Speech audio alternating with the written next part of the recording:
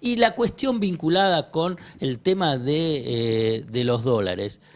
Hay una cuestión que es, como bien dijiste vos, hay diferentes connotaciones, análisis. Pues, tenés aspectos morales, aspectos tributarios, aspectos de equidad, aspectos económicos, aspectos financieros, aspectos cambiarios y aspectos a una cuestión que es básica, que vos estabas mencionando cuando decías desde la recuperación de la democracia nunca hubo este tipo de medidas y que lo que avanza, el contrato social. Claro, Hay un contrato claro, social, ahí está. digamos, donde vos decís, bueno, mirá, cada uno tiene un rol. Y después, obviamente que están en tensión, hay una situación compleja, no es fácil el contrato, pero hay un contrato social. Y a partir de ahí se organiza la sociedad. Bueno, él lo que está es rompiéndolo. Y por consiguiente es desorganizando la sociedad. Y cuando se desorganiza la sociedad, y ahí cierro, es lo que vos estás diciendo. ¿Quién es central ahí? Los narcos, los que están con trata de personas, la comercialización ilegal de armas. Te lo estoy poniendo a ese nivel. No es simplemente decir, bueno, el comerciante que no paga Es impuestos. muy grave. Por eso, entonces, él está rompiendo ese contrato social y está lanzando a la Argentina a ese escenario que es inédito, porque la verdad la Argentina, en respecto a Brasil, Colombia, Ecuador, Perú, y la verdad había conseguido ese contrato social, ese acuerdo democrático que con más, con menos, con deterioro, bueno, lo había mantenido. Bueno, él lo quiere romper, saca pecho, dice, vamos a romperlo, pero la sociedad tiene que darse cuenta de lo que viene. Porque lo que viene es, la verdad, una situación dramática en el sentido de lo que es la convivencia. Perdón, además la retirada del Estado es solo parcial. Yo descreo de esto, porque si vamos a hacer anarcos, seamos anarcos en toda la materia y pongamos, como dice el propio presidente, tabula rasa, anarquía para todos. Pero esto no es anarquía para todos porque el Estado no se corre, punto número uno, de la represión. Todos los miércoles fajan a jubilados en el Congreso. La represión está a la vuelta de la esquina cada vez que hay una manifestación. No se corre del precio del dólar, el Estado. No se corre de los salarios. Permanentemente el Estado está pisando las paritarias, impidiendo que las partes libremente acuerden. Yo no quiero dejar de destacarlo eso, después lo vamos a desarrollar, pero el Estado Nacional está siendo más estalinista que nunca, diciendo exactamente cuánto tienen que ganar a la baja los trabajadores. Es decir, no existe algo como el corrimiento del Estado. Se corre el Estado de los lugares donde puede entrar el narco, puede entrar el ladrón de guante blanco, puede entrar el tipo que está haciendo plata a través de la trata, a través de la venta de materiales de pornografía infantil o lo que fuera, digamos. Ahí es donde el Estado, donde Javier Milei corre al Estado. Después del resto está muy presente. Además, yo creo que apunta al delito, porque la gente que tiene, viste, la gente que quiere comprar una cocina, un televisor y qué sé yo, le da lo mismo comprando en dólares que en pesos. Tiene los dólares ahí guardados. Dice, me quiero comprar una tele. Va, los vende y compra la tele. No es para esa persona. O sea, no va a cambiar su decisión por eso. Una pyme honesta que está acostumbrada a pagar sus impuestos y quiere seguir pagándolos, que forma parte de ese contrato social, no va a meterse ahí que mañana el Estado, dentro de 2 o 3 años, le puede decir, che, vení acá. Claro. ¿Entendés? El tipo que es entonces, por eso yo digo que están buscando la guita del delito. Pero Porque además, en condiciones normales uno no se mete ahí. Roberto, después de 1 año y medio de caída del consumo, después de 1 año y medio en el cual la gente vemos que tiene que vender cosas para llegar a fin de mes y demás, el que tenía un puchito en dólares en diciembre de 2023, Se lo comió. ya se lo comió hace rato. Esto no está destinado al que había ahorrado durante los años anteriores, 2.000, 3.000, 5.000 dólares y los tenía ahí. O se los comió desahorrando, o se los gastó yéndose de vacaciones porque está muy barato irse a Brasil y entonces dijo, uy, mira, tengo 4.000 dólares. En Mar del Plata no me alcanza ni para salir a comer afuera, pero en Brasil me puedo bancar 10 días de vacaciones. Bueno, entonces es obvio que acá esto está destinado a otra cosa. Y que el flujo constante, además, porque esto no es que te dicen es una promoción por 3 meses, 6 meses. Hasta ahora no Solo habían puede puesto venir fecha. Claro. solo Hasta puede ahora no venir, hay un avance formal en el sentido de que tendrían que levantar regulaciones, sobre todo del Banco Central y de Arca, para que puedan avanzar. Yo por lo que hablé me dijeron no se podría hacer nunca con montos de más de $100.000 porque ahí tiene que pasar sí o sí por el Congreso. Más abajo de $100.000 sería levantar regulaciones, esos son esos grises legales, que donde el Congreso podría hacer algo para enfrentar esto, pero donde también se abre esa ventana de que de acá a 5 años un futuro gobierno le puede decir, che, ¿de dónde te sacaste esos $50.000 para comprarte la Amarok? Eso puede pasar y a mí me has acordado un poco a ese voto cuota, viste, con Carlos Saúl en los 90, como bueno, la gente que entre acá y gaste $50.000, $70.000, no sé, rece que siga Milei y que siga esta amnistía, porque si no, en 3 años va a venir alguien y le va a preguntar de dónde sacó eso. El proyecto lo está elaborando María Ibarzábal Murphy, que es una funcionaria que está ganando mucho poder dentro de la Casa Rosada, dentro del gobierno. Es la esposa de uno de los mejores amigos de Santiago Caputo, es una persona que viene del famoso estudio Casañe, que es uno de los que diseñó la ley Bases, por ejemplo, el decreto 70-2023. Vas a tener que ser muy filosa y puntillosa por el tema del Gafi, que está mirando todo esto y tiene mucho peso Estados Unidos. Entonces ahí se puede poner medio espinoso el Ojo tema. que jode las inversiones también. Por eso. Los fondos de pensión de europeos y muchos norteamericanos no pueden invertir en países que Exacto. no estén cumpliendo con el GAFI. Por eso está laburando mucho el detalle eso para que no se le escape una coma que después Estados Unidos le toque la puerta a Milei y le diga, che, mirá que todo esto no entramos nosotros. Está bueno hay lo que trae Johnny con respecto al Gafi, porque hay un archivo interesante, vamos a rescatarlo, de Milei, de abril del 2024, y escuchen con detenimiento, vean y escuchen con detenimiento lo que dice Milei sobre el tema del Gafi y los controles del Gafi. ¿Pero de dónde saco los dólares? La gente tiene dólares. ¿Pero qué los saco de los que tienen el colchón? ¿Lo saca el colchón? Lo sacás de donde se te da la gana, digo, donde vos tengas los dólares, donde vos lo tengas guardado. Necesitas hacer una transacción, no tenés peso, la pagás en dólares, ¿cuál es el problema? Avisale a la FIP si usás un dólar que no está declarado donde terminás. Bueno, digamos, habrá que cambiar algunas cosas. ¿Un blanqueo? No, ¿y a vos qué te parece? Me gusta cuando decís no, ¿y a vos qué te parece? Sí, con un tono, no, ¿y a vos qué te parece? ¿Un blanqueo? Sí. Y sí. Andá a explicar a los del Gafi. Los del Bueno, los del digo, a mí me blanqueo. importa un rábano, decía, digo, para mí, digamos, algunas cosas que los políticos definen como delito, para mí no son delito. Y sin embargo, emitir dinero sí es delito y los delincuentes, los políticos, o sea, porque los políticos definen como delito sí. los que afectan a sus finanzas personales. Claro, pero no a la... O sea, Escuchame. digamos, reventarle la cabeza al pagador de impuestos, no, eso está Escuchá, un valor chico de utilización de dólares para que aquel que tiene, no sé, te tiro, no sé, un número, yo, 30, 40, 50 mil dólares, pueda usarlo sin ningún tipo de problema, ¿te parece bien? Si querés usar 50 palos verdes. Bueno, acá me importa un rábano el Gafi. Pero vamos a explicarlo, digamos. Es una institución, un organismo internacional que vela y pide para los países que tengan control y fiscalización para evitar el lavado del dinero de organizaciones criminales y de la evasión global. Y él dice, me importa un rábano.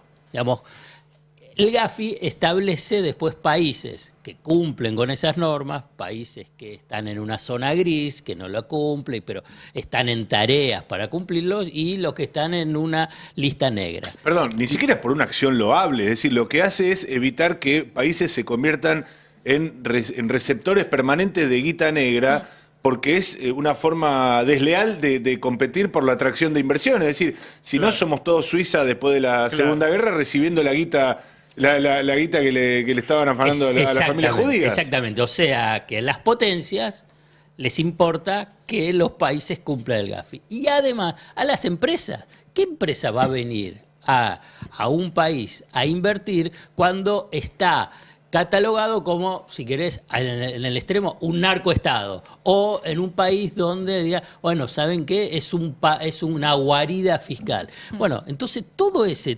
andamiaje se cae en esta lógica de Milei. Este es el problema, digamos. Nosotros, y esto en algún momento también tratamos de racionalizar lo que la verdad es un mamarracho.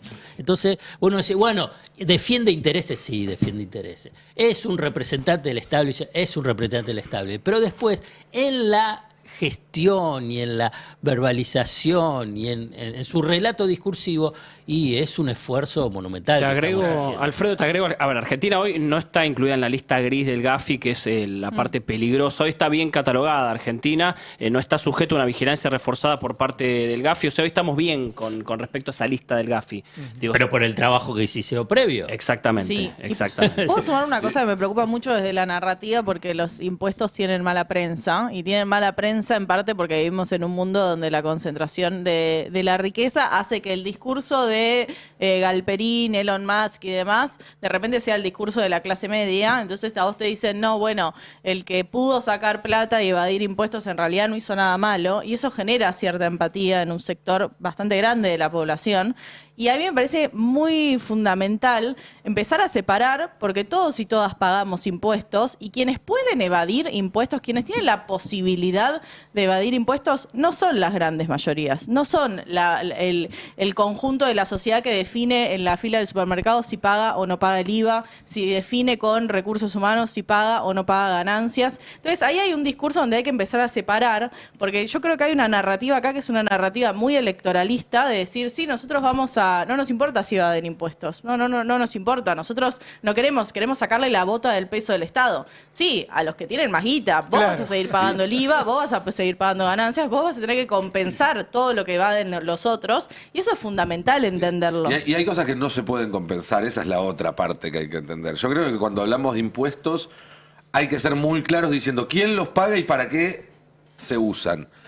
Y la verdad es que históricamente los estados siempre recaudaron pocos impuestos, porque lo único que hacían era proteger la propiedad privada hacia el interior y las fronteras.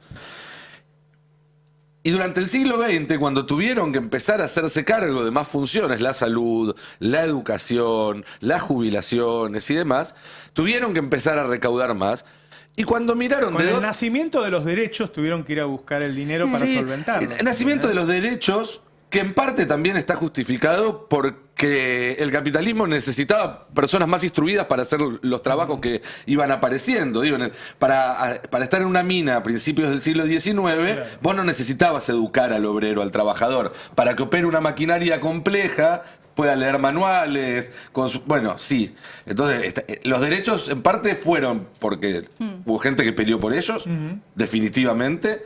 Porque hubo 2 guerras mundiales donde la gente fue a morir y entonces tuviste que darle una cobertura a esa sociedad, pero también porque el capitalismo necesitaba gente a la cual podían formar, y una vez que estaba formada que no se te muriera rápido, porque formar al siguiente te costaba plata.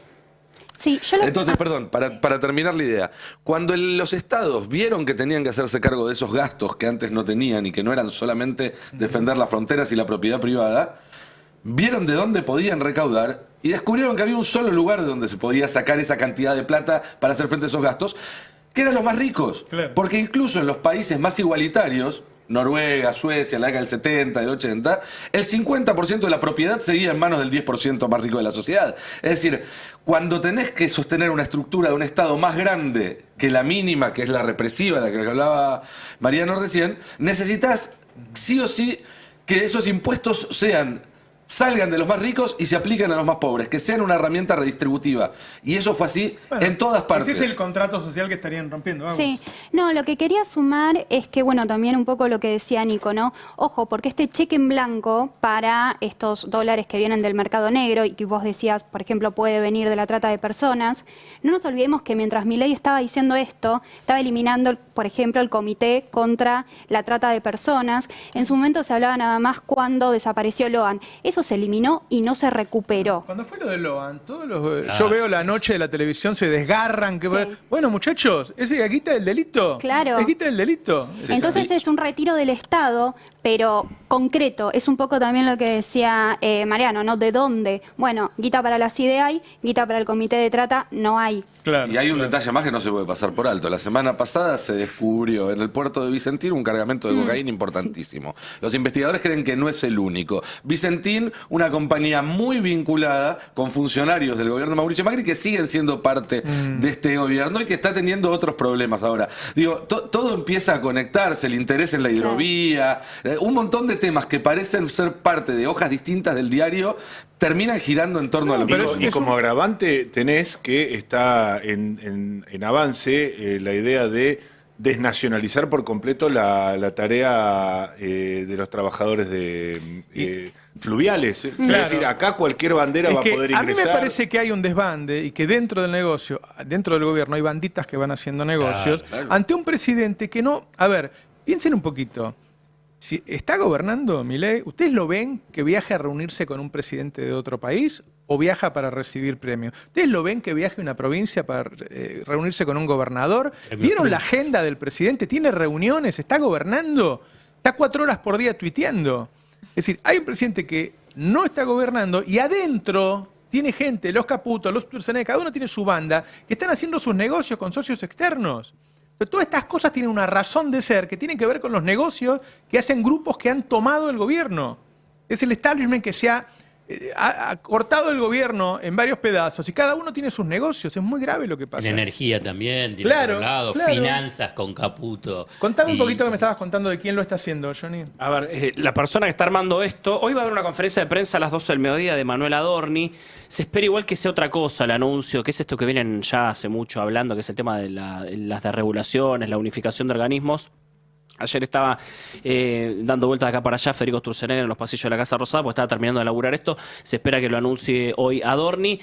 No descarto que también se anuncie este nuevo proyecto del uso de dólares, porque también estaba elaborando a contrarreloj Mari Ibarzábal Murphy, que es la persona que está encargada de llevar a cabo esto. Por eso yo decía, va a ser un laburo muy puntilloso, donde no va a tener que meter la pata con el Gafi, donde va a tener que ser muy cuidadosa con esto. Por eso se está demorando, porque puede salir mal con respecto a lo que contaba recién Alfredo sobre el tema Gafi.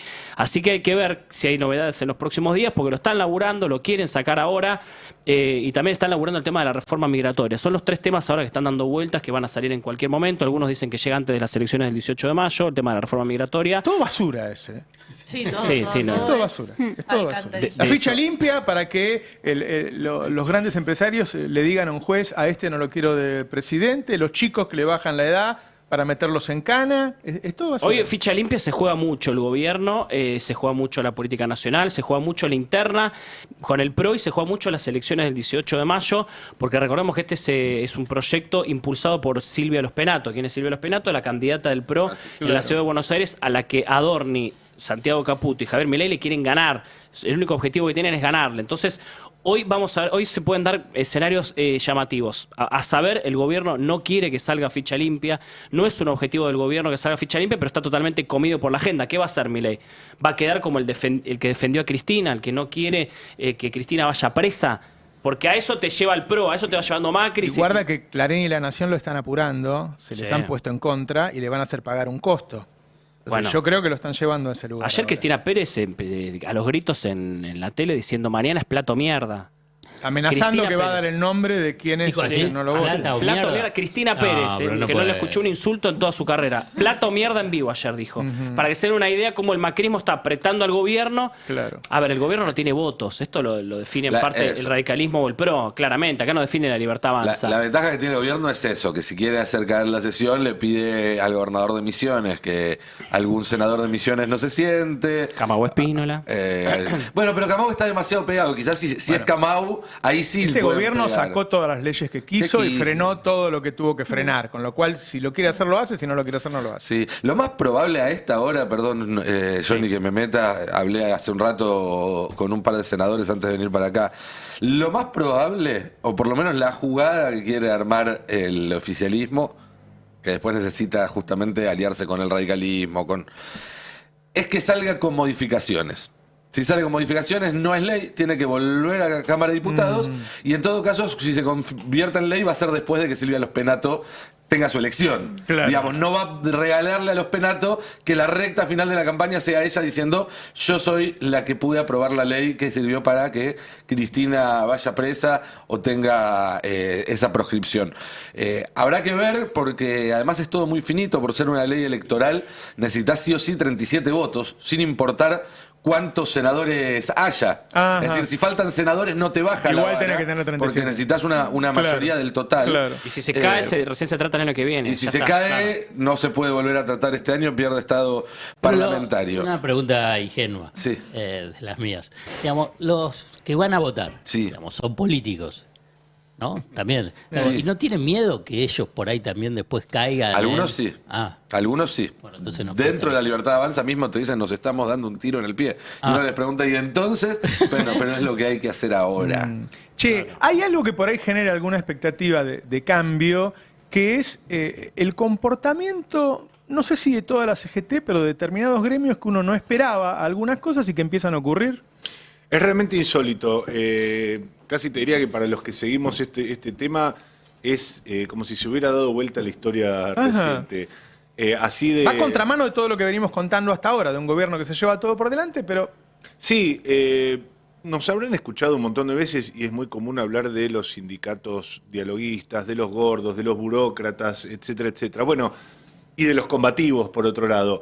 Pareciera que este gobierno obró el milagro de dar exactamente vuelta, 180 grados, aquellas caracterizaciones. Porque algo que vimos ayer y que en realidad empezó a vislumbrarse a principios de año es la reacción de sindicatos tradicionalmente dialoguistas. Estamos hablando de los más importantes, los más masivos en términos de números de afiliados, que se plantan frente al gobierno e insisten con aumentos salariales pactados, como charlamos hace un ratito, con sus contrapartes empresariales, y que el gobierno los vuelve a sentar a la fuerza en una mesa de negociación. Le dice: no, ese número bajámelo porque me generás un efecto contagio y me complicás el ancla inflacionaria que hoy por hoy para este gobierno es el salario. Esto que vimos a principio de año un poco sugerido y en una pelea más bien subterránea entre el gobierno y Sanidad. Sanidad es el sindicato de Héctor Daer, uno de los más caracterizados de los gordos de la CGT, triunviro, por lo menos hasta noviembre, ya dijo que no va a continuar el año que viene, que dijo: yo no puedo bajar este número porque los trabajadores del sistema de salud en la Argentina tienen salarios muy bajos y si yo los condeno a tener una dinámica por debajo de la inflación, directamente me van a matar.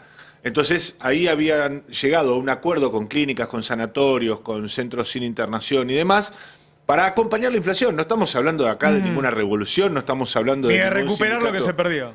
Era básicamente lo perdido en los meses anteriores y acompañar la inflación. Ni un punto más, ¿eh? Nadie estaba diciendo ganar, nada. Bueno, aquello había sido obstaculizado por el gobierno, que nunca terminó de homologar, nunca terminó de validar esos aumentos.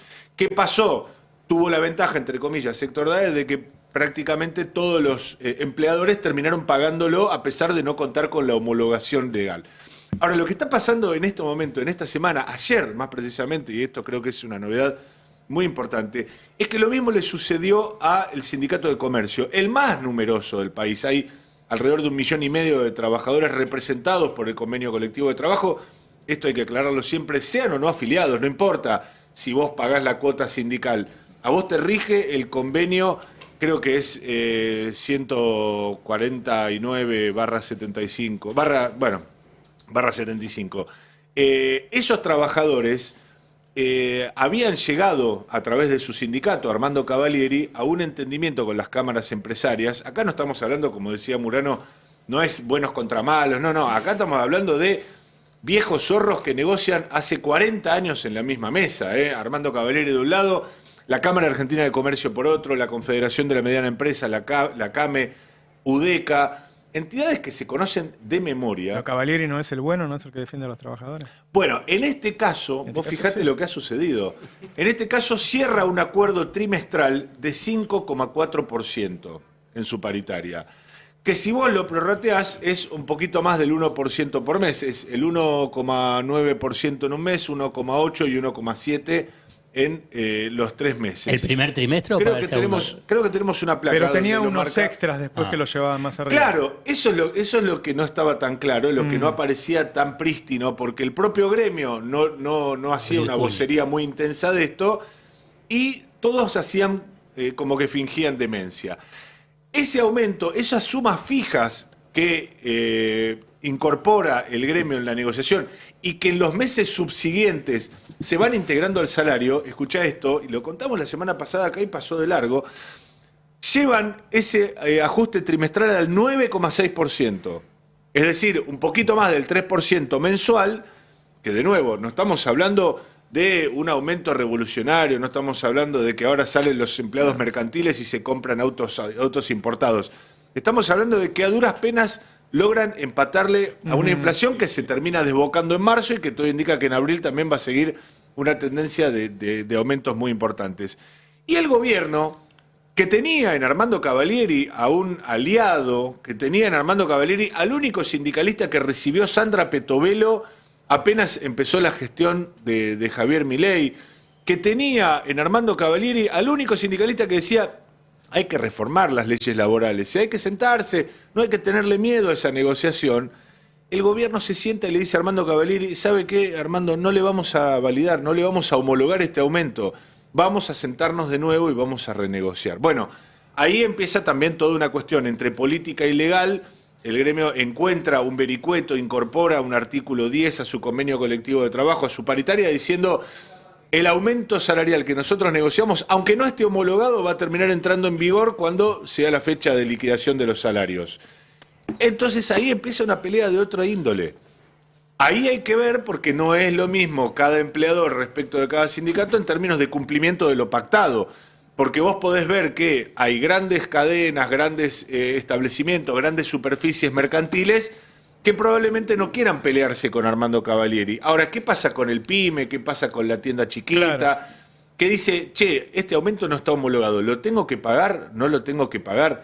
Es tan atomizada la actividad, tan... Todo lo que disímil, genere dudas juega en contra del trabajador. es que la duda siempre va a generar que el empleador se resguarde en esa duda y dice, a mí el gobierno no me está obligando, por lo menos. Claro. Me está obligando una cámara empresaria. Y acá empiezan a jugar otras cosas, Roberto. Y esto es importantísimo lo que sucedió ayer en varios planos. Porque vos tenés dentro de la cámara empresaria, la que capitanea la paritaria, que es la Cámara Argentina de Comercio, que asume este aumento que le había pedido Cavalieri porque dice, bueno, en lo nominal va a ser 5,4, vamos a venderlo como que fue 5,4, pero por debajo te vamos a dar estas sumas fijas que te van a permitir empatarle a la inflación. Hasta ahí estábamos todo correcto. Ahora, ¿quién dice esto no está bien? La Asociación de Supermercados. ¿Quién es la Asociación de Supermercados? Alfredo Coto, que dice, che, gobierno, a mí me estás pidiendo que yo rebote las listas de precios con aumentos y después me vas a mandar un incremento de salarios del 9,6% en un trimestre. Es decir, están haciendo los números finos y no casualmente, ayer se produce, por un lado, la presentación del gremio de comercio, algo que no debería suceder, que es el sindicato de comercio, y fue un título muy extendido, ratifica su aumento. Ya estaba el aumento, estaba firmado. Claro. Faltaba que lo homologara el gobierno, que todavía no lo hizo. Pero en paralelo se reunieron los supermercadistas con Luis Caputo.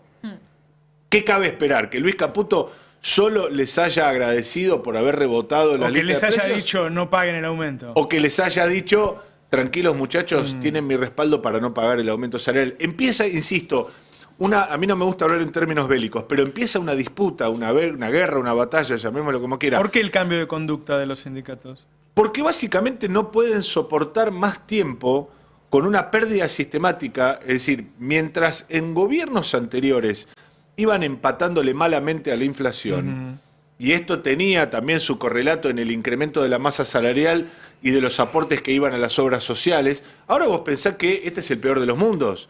Tienen trabajadores absolutamente empobrecidos, obras sociales en crisis y permanentemente bajo estudio y escrutados por el gobierno para intervenirlas, para sacárselas a los dirigentes sindicales. Es decir, han finalmente acorralado a los dirigentes sindicales sin mostrarles una puerta de salida. Y ahí reaccionan. Ahí finalmente reaccionan Claro. y no es casual también que reaccionen conforme, esto lo hemos hablado en muchas oportunidades, Roberto, el tiempismo que tienen los dirigentes sindicales y el olfato respecto de la pérdida de poder real. Cuando bajan las encuestas Milei, cuando Claro, empieza a claro. deteriorarse la imagen del presidente, es donde los dirigentes sindicales dicen, ya no me pueden tocar más el La culo. gente me pregunta, pero ¿cómo? ¿Milei se mantiene? Yo digo, no se mantiene. Recordá que hasta diciembre Milei medía 55 puntos. Y hoy están discutiendo si mide 35 o 40. No es que se mantiene. Puedo decir, es mucho, se merece menos. Bueno, no importa, pero no es cierto que se mantiene. Quiero decirte algo. Hablé con gente de supermercados, porque viste que ellos lo venden como que el supermercado le va a pedir a Caputo que lo ayude a que no le suban el precio. Me dicen, no, nosotros queremos que suban los precios. Porque si nosotros nos sube la luz, el gas, todo, y no hay una evolución en el precio de los bienes que nosotros comercializamos, baja la facturación y todos esos costos que tenemos nosotros suben respecto a la facturación. No es cierto que no queremos que suban los precios. Claro. Es Caputo el que nos aprieta para que nosotros apretemos a los formadores de precios. Che, toda esta disputa que se da en Argentina se da en la mayoría de los países del mundo. Y el Papa Francisco venía cumpliendo un rol en todo esto. Digo, no había nadie como el Papa Francisco con una voz tan potente que defendiera los lazos solidarios, la comunidad, los derechos. Hoy empieza el cónclave para elegir un nuevo Papa. Hay lobby de los grandes poderes del mundo para ese Papa. No es menor tener a un Papa defendiendo a la sociedad, defendiendo a los trabajadores, defendiendo a los más humildes, defendiendo a la casa común, como es el tema del medio ambiente, que no tenerlo. Entonces, es importante el nombramiento del Papa, no importa si es argentino o no es argentino. Juega un rol, ¿no, Nico? Así es, y a la larga, más allá de que un cónclave de 133 cardenales sea muy distinto a una elección en la cual van a votar millones de personas, esta no deja de ser una elección, y como todas las elecciones, el tema de fondo es cambio o continuidad. Siempre. Al final de todos los análisis, cuando se elige una sucesión, se compara con el último. Decidiendo si hay una continuidad o un cambio. Y creo que un poco eso es lo que vamos a ver cuando finalmente lo que empieza dentro de media hora, a las 11:30 de la mañana de Argentina, suenan las campanadas en Santa Marta, se cierra el recinto donde van a estar residiendo los cardenales. No va a haber ningún tipo de comunicación con el exterior, ni celulares, ni computadoras, ni telégrafo, nada. Y en unas horas o unos días vamos a saber el nombre del próximo Papa. En el medio, la verdad es que no va a haber información. Todas las especulaciones que podamos encontrar van a ser teorizaciones, porque no se sabe. Están como encerrados. De hecho, la palabra cónclave significa con llave. Claro. Con llave porque se encierra. ¿Pero qué hacen? ¿Empiezan a hacer el juego de la rosca política que tanto te gusta ahí? Hoy en un rato. Con uno, con otro. En un rato ahora en lo que es en la tarde de Roma empieza el cónclave y se hace una primera votación. El primer día se hace una primera votación. ¿Se va a conocer? No, nunca se conoce el resultado de las votaciones hasta que no se sabe quién ganó. Y cuando se sabe quién ganó tampoco te dicen quién salió segundo ni nada. Sacan ese mito negro, ¿no? Cuando no hay... Francisco se lo contó a Nelson Castro en esa nota que dijo recién la podés publicar después de que yo muera. Y ahí cuenta un poco cómo fue la elección de alguna cosa muy por arriba. Sí. Romper el secreto del cónclave está castigado con la excomunión inmediata, que es el peor castigo que puede dar una iglesia. Y no solamente corre sobre los cardenales, sino también quienes están ahí brindando servicios, seguridad, cocineros, monjas y demás. Bueno, hoy a la tarde entonces, a la tarde de Roma, en un rato de acá va a ser la primera votación. Cada uno de los 133 cardenales va a escribir con su puño y letra el nombre del cardenal al que vota y luego se van contando los votos uno a uno. Si algún cardenal tiene los 2/3 de los votos, se termina y en ese caso saldrá humo blanco. Si no, se queman las papeletas, sale humo negro y se pasa al día siguiente. A partir de mañana, del segundo día, se hacen 4 votaciones por día. No una sola. Y sí, porque si no se estira mucho esto. Entonces se hace una... Van quedando afuera los que menos tienen y se va concentrando. No es así. Yo vi el cónclave, mirá. No me discutas a mí que vi el cónclave. No se descarta a nadie. Por lo menos no en las primeras ruedas. Las reglas, en una época no había reglas, entonces hubo cónclaves que duraron semanas. Ajá. Para evitarlo, a partir de cierta votación, quedan los 2 con más votos y se vota mano a mano. Pero eso no pasó nunca. Previa. Hay rosca y negociación. ¿Por qué están tanto tiempo? Bueno, Bueno, ahí está el punto. Ahí es donde empieza la rosca. Yo decía, continuidad o cambio. Francisco fue un papa que marcó un quiebre en la iglesia, con lo cual hay un sector que lo que va a querer es que la iglesia siga el rumbo que le dio Francisco y otros que vuelva a un rumbo Más anterior. conservadora. Entre los continuistas, si se quiere, podemos encontrar el sector más moderado y el sector que quiere avanzar mucho más rápido en temas como incorporar a la mujer, incorporar a los gays, o personas divorciadas y Celibato. demás. También es un tema que está en discusión, sí, sin duda. Y entre los conservadores están los que quieren volver a Juan Pablo II y después un grupito más chiquito que son los que quieren volver a antes del concilio, digamos. Claro. O sea, los que quieren volver a dar misa de espalda a la gente y en latín. De hecho, hubo una nota hace unos días en el diario No es de la joda Nación. que existen esos Existe. tipos. Sí. El otro día, Elisabetta Piqué, una de las personas que mejor conoce esa rosca porque cubre Roma y el Vaticano hace muchísimos años, le hizo una entrevista a Müller, un cardenal alemán, que es de ese grupo y que decía, el Papa Francisco vino a dividir. Bueno, todo lo que estamos acostumbrados que se diga acá de los políticos populistas o de izquierda, lo decían sobre Francisco. ¿Está la posibilidad de que haya un cambio rotundo y que aparezca un conservador al frente de la iglesia? Yo lo veo muy difícil. Yo, sin ser experto en el tema, me parece que es muy difícil en principio porque Francisco, como ya se ha dicho muchas veces, nombró al 80% de los cardenales que van a estar tomando esta decisión. Y lo ¿Hay hizo argentinos? Hay argentinos, hay 4 argentinos que votan. Pero hay más podemos también tener puede otro haber un papa segundo argentino. bicampeonato, Sí. sería muy raro, pero podría ser. Pero más allá de argentinos o no, Francisco llevó a los obispos fuera de Europa como ningún papa anterior. Hoy la gran mayoría de los obispos son de países periféricos. Entonces ahí empiezan a aparecer otros perfiles. Si va a ser un europeo, si va a ser un periférico, Claro. si va a ser un conservador o si va a ser un progresista. Todo eso lo veremos. Se suele decir, y con esto redondeo, porque como les digo, no hay mucha información, y lo que vamos a ver es chamullo. Se suele decir que los favoritos, los que entran como papas, salen como cardenales. ¿Quiénes son hoy los favoritos? Bueno, Pietro Parolin, el embajador, el canciller del Vaticano durante el papado de Francisco, o durante la última parte del papado de Francisco, un continuista moderado e italiano, hace medio siglo que Italia, que había puesto todos los papas desde el 1500 hasta Juan Pablo II, no tiene papas y dice, es hora de volver a tener un papa italiano. El tema es que los medios italianos, que son los que están en las calles de Roma y en el Vaticano también, juegan esto como un mundial y le ponen tantas fichas al Tano que eso muchas veces genera en los cardenales no italianos Claro. una cuestión medio... No me presiones. Claro, no me apretes. Claro. Hay otro italiano, Suppi, más progresista y que podría aparecer también en la sucesión. Y el tercer favorito era el filipino, del que hablaba todo el Tagle. mundo, Tagle. Que habrá que ver. Se dice que en la primera votación lo más probable es que los que aparezcan con más votos sean Parolin y Tagle.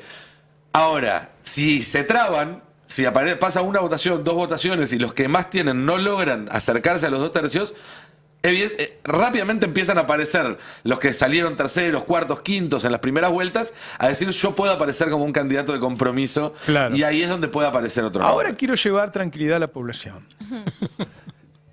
2 potencias nucleares entraron en guerra ya. Bueno. Y no tiene nada que ver con el Papa. Es decir, mientras estamos hablando, el mundo puede terminar. Eso todo Como boludeces, decía lo un que amigo acabo de mío, a hacer. coger que se acaba el mundo. Así que ¿Podemos, ahora, aguantar bajo hasta las 12, Roberto? ¿Para qué? Para todo. Digo, no sé si estaban al tanto, vos que estás en la oficina, qué sé yo, o escuchándolo desde algún bombardeó albergue Pakistán. transitorio. Sí.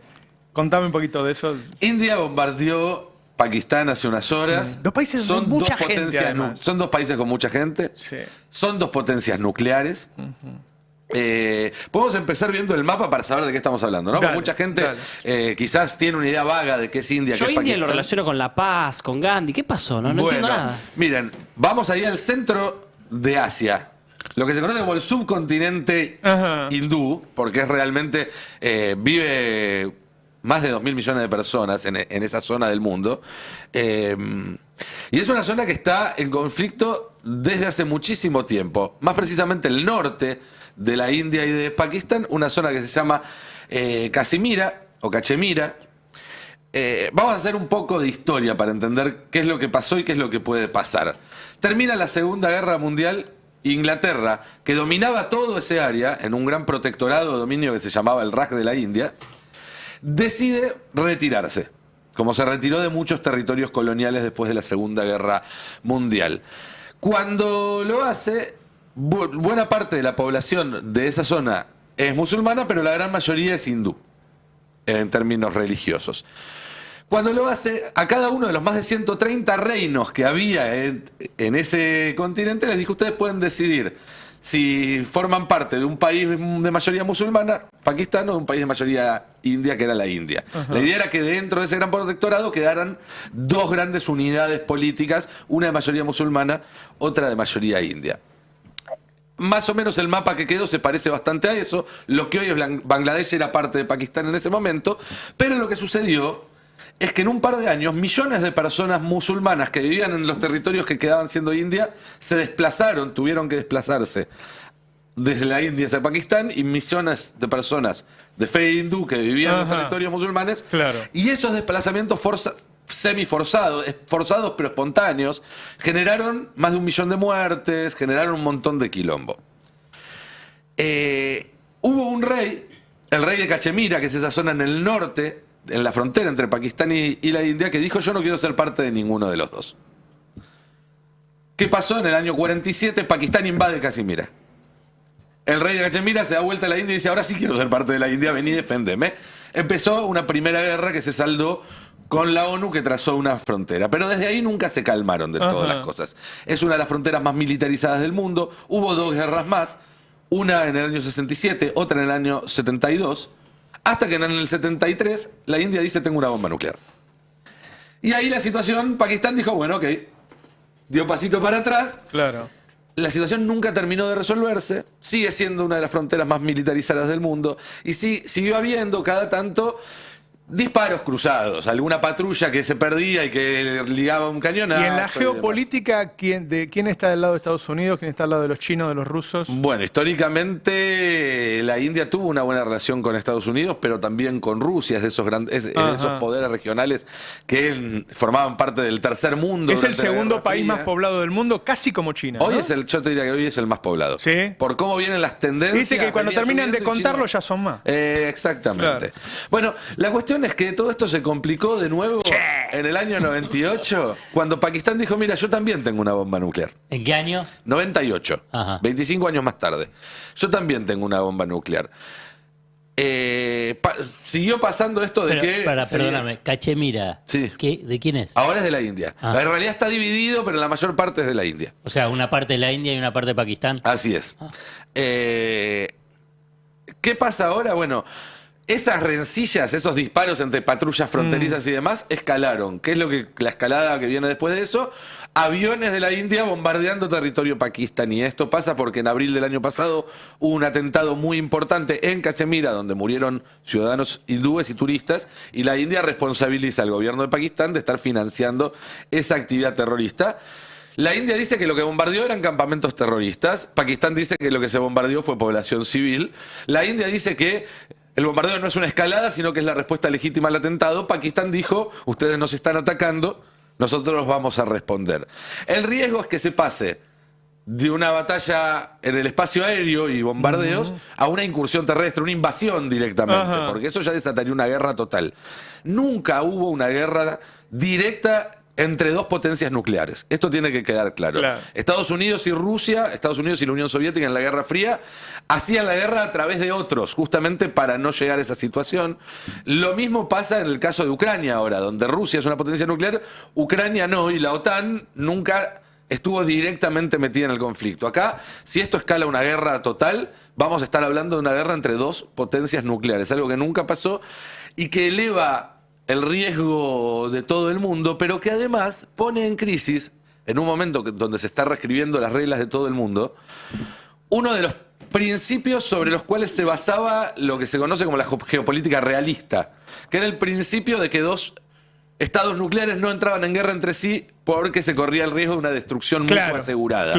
Bueno, si esto sigue escalando, va a haber que reescribir muchísimos manuales de geopolítica. Pero lo cierto es que hay mucha preocupación en todo el mundo. Vos decías cómo está la cuestión geopolítica. Bueno, ya la embajada india en China salió a decir a medios chinos que no desinformen, porque informaron sobre que Pakistán había bajado un par de aviones chinos. Inglaterra, que debería ser interlocutor natural, porque fue el que dominó durante siglos ese continente, hoy en día, y porque tiene además una diáspora muy importante, tanto en pakistaníes como hindúes, está queriendo mediar, y la verdad es que no le están dando mucha pelota. Estados Unidos ya no tiene la autoridad que tenía en otro momento para hacerlo. China tiene conflicto con India en otra frontera de la India, con lo cual también eso es muy delicado. No hay hoy un actor que pueda... Claro, no hay ordenar. Contención o alguien que pueda ¿Sabés quién ordenar? aparece ¿Quién? nuevamente como mediador? Y esto es llamativo. Qatar, que también está actuando como mediador en el tema Gaza-Palestina. Claro. Y que está siendo uno de los pocos canales de diálogo abiertos entre las autoridades de la India y de Pakistán. Digo, a tener en cuenta porque el poder de los reinos árabes hasta ahora estaba sustentado solamente en el petróleo y en el dinero, y desde hace unos años están haciendo algunas movidas en términos diplomáticos que son llamativas. Una de ellas fue prestarle plata a la Argentina para pagarle un vencimiento al Fondo Monetario, entre otras Muy cosas. bien. Volvemos a la Rosada a hablar de Karina y Bullrich. Sí, se dio el pase del año para mí. Patricia Bullrich tiene un nuevo partido político. ¿Te la puedo presentar así, Roberto? Quiero que veamos este videito todos juntos muy atentamente. Vamos al tape número 13. Patricia Bullrich, antes de La Libertad Avanza. Mira. Quiero una alianza con usted. Patricia Bullrich, diputada, lista 133. Patricia Bullrich, la única opción. Nosotros somos cristalinos, transparentes, tenemos convicción, ideas. El Congreso, Bullrich, Iglesias y Gil Lozano, diputados, lista 506, Coalición Cívica. Bueno, decidimos apoyar a Rodríguez Larreta porque nos parece que Horacio es una persona que representa esta idea de tanta transformación. Es ahora y es para siempre. Patricia Bullrich. Nosotros liberamos la calle. La Libertad Avanza. Ahí está. Fin. Patricia Bullrich, nueva integrante de La Libertad Avanza, se acaba de dar el pase ayer. Hubo afiliación en Recoleta junto a Karina Milei. Obviamente esto le da un impulso a la Casa Rosada, a Javier Milei, sobre todo a Manuel Adorni, de cara a la disputa, a la batalla que se viene en la Ciudad de Buenos Aires para ganarle al PRO, básicamente, para ganarle a Silvia Lospenato. Claramente esta inclusión tiene que ver con eso. Es un plus, un refuerzo más de La Libertad Avanza en lo que se viene el 18 de mayo y es un empujoncito más. Si me preguntan a mí, hoy, ¿qué estamos hoy? Miércoles 7. Miércoles 7 de mayo, si ayer cumplió mi vieja 6. Felicidades, feliz cumple. Gracias. Feliz cumple. Y mi hermana Nuria también. Ahí está, Felicidades. feliz cumpleaños a los familiares. 7 de mayo, hoy si me preguntás a mí, Bullrich va a ser la candidata a senadora por la Ciudad de Buenos Aires en octubre por La Libertad Avanza. Ah, bueno. Estoy en condiciones de afirmarlo. Epa. Si me equivoco, está acá abierto el carpetazo a que me lo ¿Te tiren. puedo hacer otra pregunta? A ver. ¿Bullrich quiere ser candidata a senadora por La Libertad Avanza en octubre? Hasta ayer, yo vengo hablando seguido hace meses con la gente de Bullrich. Me decían, no, le aburre el Congreso, no quiere saber nada, odia el Congreso, no le gustaría ser ni senadora ni diputada, se aburre, no quiere saber nada. Ayer cambió. Ayer la gente de Bullrich dice, no, vamos a empezar a decir que quiere ser candidata. ¿Se cansó de reprimir? No, de reprimir no se cansó. No, lo ve como una plataforma para otro puesto en 2027. Se lo está pidiendo Javier Milei para frizarla en el Senado y sacarle un poquito del Ejecutivo y que no le coma la agenda. Porque puede llegar a ser una competidora en 2027. Voy a decirlo así de fuerte y así de crudo. ¿A quién no cago Patricia Bullrich? No me queda claro. Quizás me excedí un poco. Qué feo. ¿A quién no Latino. traicionó Patricia Bullrich? No, a nadie. Traicionó todo. ¿Por qué no lo va a traicionar a Milei y a Karina? No, seguro que los va a traicionar. Tengo otra pregunta. Yo también si tendría que apostar, si tuviera mucho para apostar, apostaría que los va a traicionar. Recién hablaba Mariano de si lo ven más débil a Milei. Vos fíjate que si vos decís, bueno, bajó la inflación, la bajó, la inflación es menos. ¿Tiene estabilidad del dólar? Lo tiene. Y sin embargo, cada vez mide menos. Entonces, indudablemente hay un trasfondo en donde la figura de Milei de a poquito va perdiendo, de a poquito va perdiendo. Al 2027 va a llegar desgastado. Claro. Profe Johnny, Sí. tengo otra pregunta. A ver. Ayer vimos a Bullrich firmando la ficha de afiliación con Karina. Sí. Pero también salieron el gordo Dani y demás a decirle bienvenida a las fuerzas del cielo. ¿Bullrich es Karina o es fuerzas del cielo? Y ahí hay un tironeo. Ahí hay un tironeo entre ¿Se pelean por ella? Karina. No, hay un tironeo, no está muy claro todavía. A ver, Patricia juega lo suyo. A ver, a saber, los diputados que responden a ella en el Congreso de la Nación van a seguir adentro del PRO, adentro del bloque que lidera Cristian Ritondo por ahora. Yo sé por qué. Yo pregunté ayer por A eso. ver, contá. porque queda mucho mejor en octubre decir pasamos de 40 a 80 que decir pasamos de 55 a 80. Si se pasan ahora, esos 15 después no cuentan para decir lo bien que te fue en las elecciones. También, sí. ¿A quién le Esa era importa? una de las... No, Están construyendo la narrativa. No, es clave. A la mí me narrativa. dijeron, nosotros el día después vamos No, a no está contar bien. senadores y diputados, no vamos a hablar del resultado total. Claro. Ellos no se quieren sienten decir- seguros de que van a ganar a nivel país, ¿eh? No. Y tiene que mostrar una Sí, tapa claro, en los pero- mercados. Perdóname, Clevo, pero los inversores, el mercado Claro. son todos tontos, para no decir con tus palabras. Son todos tontos. Digamos, todo lo que está pasando, simplemente fíjate que el dato que me mostraste recién. Riesgo digamos, país subiendo. Pero son los mercados que dicen, 7,66. son los mercados que dicen kirchnerismo malo y Sí, no bueno, antikirchnerismo Sí, a veces no bueno. son tan tampoco se sofisticados, corre. pero a la Claro, hora de por poner eso. la guita después deciden. Está Es bien, decir, pueden pero ir no a es que- aplaudirlo a pero Milei si cuando dice una barbaridad. Van Pero a ver los números, todo bien. Van a decir que cuántos diputados tienen. Tienen 80. ¿Cuántos senadores tenés? ¿Tenés 25? ¿Qué es lo que te cambió? ¿Qué eran los radicales y del PRO y ahora son... los que de hecho votaban con Bueno, vos, ahora se cambian de color. ¿Qué porcentaje sacaste?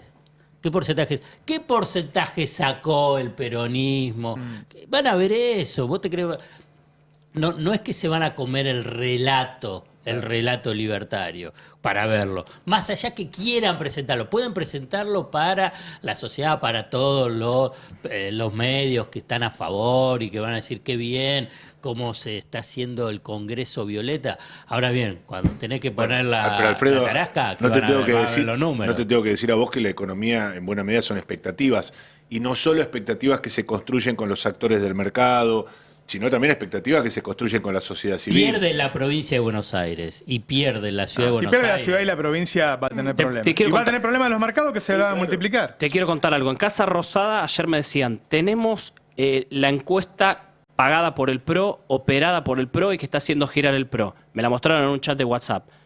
Le da al PRO le da Santoro 29%, Adorni 20% y Silvia Los Penato 17%. Esa es la encuesta del PRO. Porque eso es lo que están mirando ellos. Ellos ya dicen, no importa que nos gane Santoro, que nos golee Santoro. Ellos tienen la teoría de que el peronismo o el progresismo acá tiene su techo en 32, que es lo que sacó Santoro en 2023, y que lo que tal vez saque más o menos ahora, digo 28, 29, 27. Dicen, si tenemos que ir al 2027 con esos números, le vamos a ganar igual. Porque el antiperonismo, el antiprogresismo les va a ganar. Ellos tienen un techo, así que ahora que saque los 32 que quiera, nosotros nos dividimos, pero nosotros le ganamos al PRO. Digo, esos son los números que tienen el PRO, a 3 puntos. Digo, en esta batalla... ¿Puede decir que puede estar peor los Penatos todavía? Y si los Penato en la encuesta pagada por el PRO le da 17 abajo de Adorni, que en verdad está a 3 puntos de Adorni, pero la está dejando muy abajo igualmente, digo, puede ser peor todavía. Y ellos lo único que les interesa hoy es eso es ganar para ellos. Qué mal manejo que hizo Macri, ¿no? Porque se peleó con Larreta, se peleó con Bullrich, rompió todo. Bueno, en la Casa Rosada... Mauricio. ¿Eh? Mauricio. Mauricio Macri. Mauricio Macri. En la Mauricio Casa Macri, Rosada- para mí el que rompió todo esto es Mauricio Macri. En la Casa Rosada creen que el PRO de alguna manera está desapareciendo, por eso creen que se viene Bullrich, me decían se van a venir varios más, no solo Bullrich, hablan de Damián Arabia, bueno, después de octubre se vienen varios movimientos y también lo que me contaban ayer es que una persona que puede jugar para la Libertad Avanza es Luis Petri, el ministro de Defensa, en Mendoza, para ser candidato a diputado en Mendoza, así que a lo mejor en diciembre tenemos 2 salidas del gobierno. Patricia Bullrich tal vez deja el Ministerio de Seguridad. Yo casi estaría en condiciones de firmarlo, pero primero que sea candidata a senadora. Y el otro puede ser Luis Petri, del Ministerio de Defensa, que le quieren cambiar el nombre, me decían ayer, lo quieren llamar Ministerio de Guerra. Otro capítulo, sí, no hay guerra, pero el gobierno está convencido que hay que llamarlo... Es más, posiblemente si salga Luis Petri del Ministerio de Defensa, le van a poner Ministerio de Guerra. No hay guerra, no hay conflicto, no hay nada, pero le quieren poner Ministerio de Guerra. Vamos a ver, porque ayer se dio... Espera. Sí. A mí me dijeron, no sé, que se lo van a ofrecer a un general. Ah, bueno, más tranquila, ¿no? Va a ser guerra que encima manejado por un general vos de tenés data. General institucionalidad. retirado. Estoy obligado a preguntar, ¿por Bueno, lo menos es claro. argentino el general? ¿El partido? Nos ponen al General John Smith. Bueno, eso que vos estás diciendo, que yo no sabía, va de la mano con esto. Con este Ministerio Claro. de Guerra que quieren crear. Oh, Laura Richardson no se quedó sin laburo, ahora no la cambiaron. General González. Claro. Sí, ese, Ayer se dio algo muy llamativo. ¿Saben quién es General González? Olmedo. No, ellos. Ah, ellos no, ellos no. Claro. No sé de qué están hablando. Un sketch de Olmedo. Ahí está, después lo ponemos. Ayer pasó algo muy raro, ¿eh? Ayer habló Karina Milei. Y es noticia que haya hablado Karina Milei. Vamos a ver el tape 13, pues vamos a Es empezar. tan bajo el nivel que es un logro que hable. Es un logro, habló realmente. Un montón, además. Habló Cuando la mucho. estaban por callar, quería seguir hablando. Sí, estaba con un Ahora que me salió, dice. Mira, vamos a escuchar a Karina Milei. corrido. Tape 3. ¿Lo tenemos ahí? Quiero ver qué opina Alfredo. No, aparte, muy poca gente que le conoce la voz, ¿eh? Muy poca gente le conoce la voz a Karina. Hay gente que no tiene idea. Ayer tiene un perrito arriba. Se la notaba que estaba segura con el perrito y se puso a hablar, habló con Feynman. Claro. Sí, lo tenía como... Y aparte se nota que la empezaron a coachear a Karina. ¿Ah, sí? Sí. En verdad ya hace rato que la vienen coacheando. El tema es que no se animaba a salir. Pero ayer salió. Vamos a escuchar a Karina Milei, mira. ¿Cómo convenció a Patricia Bullrich para que firme su pase? ¿Cómo la convenció? Hola Eduardo, ¿cómo estás? Y mira, fue fácil porque Patricia ya viene siendo Violeta desde el día que se decidió sumar a este proyecto de país, que se subió a este gobierno y la verdad siempre me decía, ya tengo que pasarme a La Libertad Avanza porque es el partido que está llevando las ideas que yo creo y que quiero llevar adelante. Y bueno, y agarré y le dije que era el momento ahora de afiliarse a La Libertad Avanza y venir para este lado. Ella ya estaba hace más de un año con nosotros y demostró la verdad que está muy comprometida con el proyecto del presidente. Sí. Qué lindo el salchicha, ¿eh? ¿Les gusta? Sí, es lindo. Thor es más lindo, me Salchicho, bueno. La voz de Karina Milei, que está empezando a levantar el perfil, está empezando a hablar. Ayer estaban ellas dos. En un momento se rumoreó que iba a estar Adorni, finalmente Adorni no fue. Y finalmente la ¿Pero firma. fue un palito? ¿Él fue fácil o lo dijo sin querer? La puso contra las cuerdas la pregunta, ¿eh? Una pregunta incisiva. Al hueso. Terrible, al hueso. Los que no estuvieron contentos después de este acto fueron los muchachos del PRO. Salieron con un comunicado muy, muy duro. Vamos a ver la placa 7. Suena despechado. Y están enojados, pero ya se la veían venir. Pero bueno, ellos obviamente el PRO también tiene que hacer su acting con todo esto. ¿Qué título, eh? Fuerte, dicen reputación. Reputación. Los dirigentes ¿Cómo alcanzan se llama su... el cantante ese? No, Arjona no. Sí. Estuvieron viendo el Eternauta el primer capítulo, ¿no? ¿Vieron que...? Lo vi 2 veces, entonces me quedó. Están en esa, sí. Escúchame, los dirigentes, dice el PRO, los dirigentes alcanzan sus posiciones de poder representando las ideas y la voluntad de muchas personas que creen en ellas. En un sentido, al ser elegidos, dejan de ser del todo libres porque adquieren una responsabilidad que no tienen vencimiento. Recordemos que Patricia Bullrich fue candidata a presidenta. Claro, Juntos por el cambio de ellos. Me pregunto, digo, la lógica del PRO, de este comunicado, del tuit de Vidal y Ahora vamos demás, a ver el tuit de Vidal, sí. es una persona que saltó de partido 15 veces, es algo meritorio y hay que darle la candidatura a presidente. Ahora, alguien que saltó de partido 16 veces, no. Claro. No. Ya la agarraron bastante. Mira, dicen, hoy al darle la espalda a aquellos que la votaron y creyeron en ella, tuvo 6 millones de votos, Patricia Bullrich.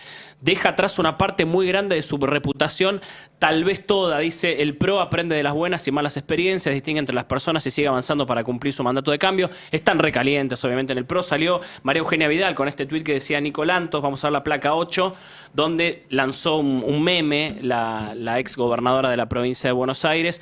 Agarró todo este furor que hay por Stagnaro, por Bruno Stagnaro, y la fotito ahí de Ocupas diciendo, andá máquina nomás, nadie te detiene, andate Patricia Bullrich. Salieron varios. Se está yendo de un no lugar, el PRO no es nada, no existe más. Claro, pero por ejemplo ellos que también van el a gobierno ser dice lo mismo, el PRO no existe más. Comunicados por No es buen Colo, consejero el Santilli. despecho tampoco, porque la verdad que queda muy despreciado Queda muy el PRO con despecho, esto. claro. No, además, perdón, guardemos este tuit. Canten un ¿Cuánto tango, puede tardar muchachos? Vidal en ponerse la camiseta violeta? No digo para esta elección, pero en el 27.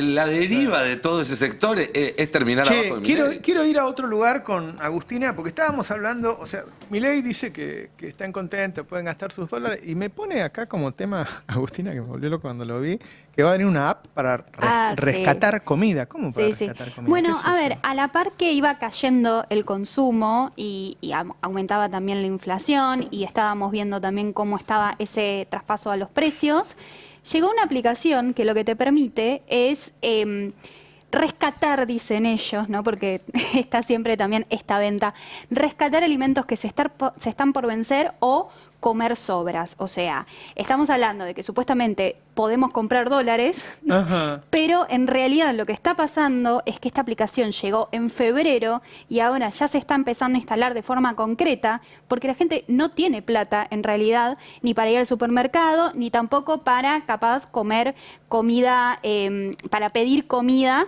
Entonces lo que hace es rescatar, ahí lo tenemos, se llama Chief.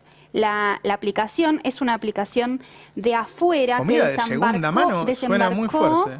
Claro, lo que pasa es que estamos hablando de comida que está al borde de vencerse, que puede llegar a tener consecuencias graves también en la salud. ¿Y qué? ¿Que la tiene un supermercado? Supermercados, casas de comida, sí. Ellos dicen que está aprobado... Los supermercados cuando se vence se lo pueden devolver a la fábrica y la fábrica se lo repone.